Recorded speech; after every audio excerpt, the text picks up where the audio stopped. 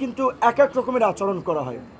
আমাকে 18ই জুলাই ভোর রাতে বা মধ্যরাতে 3টা কি 3:30টার দিকে আমাকে তুলে নিয়ে যাওয়া হয়। আমি তো আমার ছোট বাচ্চা আমার কাপড়ে প্রস্রাব করে দিয়েছিল, আমার কাপড়টা ভিজা। আমি বলেছিলাম যে ভাই আমি কাপড়টা চেঞ্জ করে যাই। চিলে যেমন শিকার করে ঠিক অমনিভাবে গেঞ্জি এখানে আমাকে একেবারে চ্যাংদোলা করে আমাকে টেনে এসে নিচে নামালো। আমার বাচ্চা প্রস্রাব করা কাপড়টা পর্যন্ত আমাকে চেঞ্জ করতে দিল, আমার পায়ের জুতাটা পর্যন্ত আমাকে নিতে দেয় নাই। কিন্তু গাড়িতে উঠেই এই জম টুপি বলে যেটা, কালো টুপি পরাইলো, হাই সাউন্ডে মিউজিক গাড়িতে, অর্থাৎ যেন আশপাশের কোনো শব্দ টব্দ আমি শুনতে না পাই। তারপরে রাতেই নিয়ে গেল, নিয়েই চোখ মুখ বেঁধে জিজ্ঞাসাবাদ এবং সেই সাথে অমানবিক, মানে বলতে পারেন যে আপনার অমানবিক মারধর করে। এক পর্যায়ে আমার শরীরে কাঁপুনি চলে আসে, আমার মুখ দিয়ে লালা বের হয়ে যায়। তারপরে তারা ডাক্তার আনে।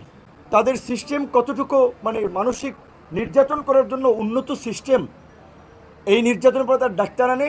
ডাক্তার চোখ বাঁধা আমাকে ইঞ্জেকশন দেয়। আমি ইঞ্জেকশন দেয় কিসের ইঞ্জেকশন? এটা কি ভালো না মন্দ, না এর সাথে কোনো জীবাণু ঢুকিয়ে দিচ্ছে আমি তো জানি না। আমি চোখটা কাপড়টা একটু সরিয়ে ভদ্রলোককে দেখার চেষ্টা করেছিলাম, সে খাপ করে আমার হাত ধরে ফেলছে। পরে ওনারে কথা বলতে বলতে জিজ্ঞেস করলাম, উনি বলে আমাকে মাঝে মাঝেই এরকম আনে। তারপরে রাতে ঘুমেই পড়ি, সকালবেলা খাবার দেয় অন্ধকার ঘরেই। একটা ছোট্ট মহসিন হল, ঢাকা বিশ্ববিদ্যালয়ে যারা গেছেন, নিচে যে সিঙ্গেল রুমগুলো থাকে ওই রকমের একটা রুম, রুমের মধ্যে বাথরুম, লাইট নেই। খাবার দিছে মোমবাতি জ্বালাইয়া, দিনের খাবার না রাতের খাবার আমি জানি না। তারপর আবার জিজ্ঞাসাবাদের জন্য সকালবেলা খাওয়ার পরে নিয়ে গেল, পিছনে একটু সাউন্ড বন্ধ করেন, সাউন্ড বন্ধ মারধর করেন। করা হলো। কারণ হচ্ছে আমি নাহিদ এবং সার্জিসের সাথে ফোনে আলোচনার পরে ওদেরকে বলেছিলাম যে এই 8 দফা দেওয়া যায়। তখন বলছিল যে ভাই আপনি একটু লিখে পাঠান। আমি মেসেজ করে পাঠাইছি। এইটা আমার একটা বড় অপরাধ ছিল যে আমি কেন 8 দফার মধ্যে ওবায়দুল কাদেরের পদত্যাগ, স্বরাষ্ট্রমন্ত্রীর পদত্যাগ, প্রধানমন্ত্রীকে ক্ষমা চাইতে হবে সেটা বললাম। এবং নাহিদ সার্জিসদের সাথে, আসিফ সহ আসলে ছাত্র নেতৃবৃন্দের সাথে, ওদের সাথে আলোচনা করে আমরা বলেছিলাম যে বৃহস্পতিবার দিন যেভাবে সারা দেশে নির্বিচারে গুলি করে মানুষ হত্যা করা হচ্ছে, শুক্রবারও করা হচ্ছে, কাজে এখন সরকারের পতন ছাড়া আমাদেরও মুক্তি নেই, জাতিরও মুক্তি নেই। কাজেই নির্বিচারে গুলি, শান্তিপূর্ণ সমাবেশে নির্বিচারে গুলি চালিয়ে ঘাতক সরকারের পদত্যাগই এখন গণদাবি। এটা তো ওভার ফোনে আলোচনা করতেছিলাম, যেহেতু হোয়াটসঅ্যাপ বন্ধ, এই কনভারসেশনগুলো তাদের ছিল। এই কারণে বিশেষ করে আমাকে বেশি টর্চার করেছিল। এবং ওই দিন নাহিদকেও নিয়ে এসেছিলো, আমাকে চোখ খুলে দিয়ে নাহিদকে দেখছে যে এই কিন্তু নাহিদ, দুইটারই ক্রসে দিয়ে দেবো। নাহিদের হয়তো আমাকে দেখাইছে চোখ বেঁধে, কিন্তু আমাদেরকে যে ক্রসে দিয়ে দেবে এরকমভাবে, যে কত শত শত মানুষ ক্রস ফায়ারে দিয়ে দিচ্ছে, চোখ মতো দু একটা দিলে কী হবে, তাদের আচরণটা এরকম ছিল।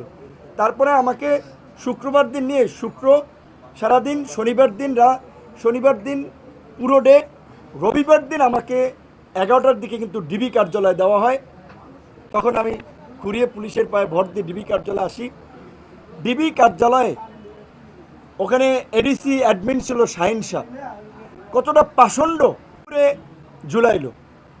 ঝুলাইয়া শরীরে পায়ে মারলো।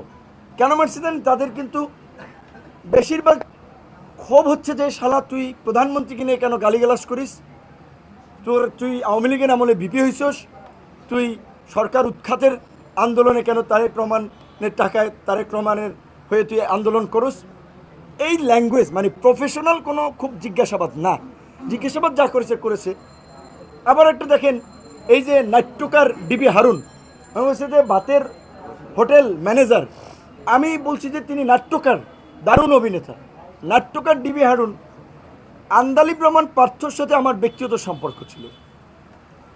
আমি ঈদের আগে তাকে বলছিলাম যে আমি একটু ওই ফ্যামিলি ক্রাইসিসে, আপনি 10 লাখ টাকা আমাকে ধার দেন, আমি আপনাকে আবার দিব।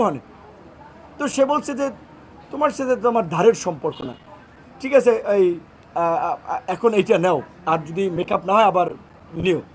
সে 4 লাখ টাকার ধার, মানে আমাদের একটা ব্যক্তিগত সম্পর্কে যে ঈদের আগে সেইটারে বানাইছে 64 লাখ টাকা দিছে নাকি।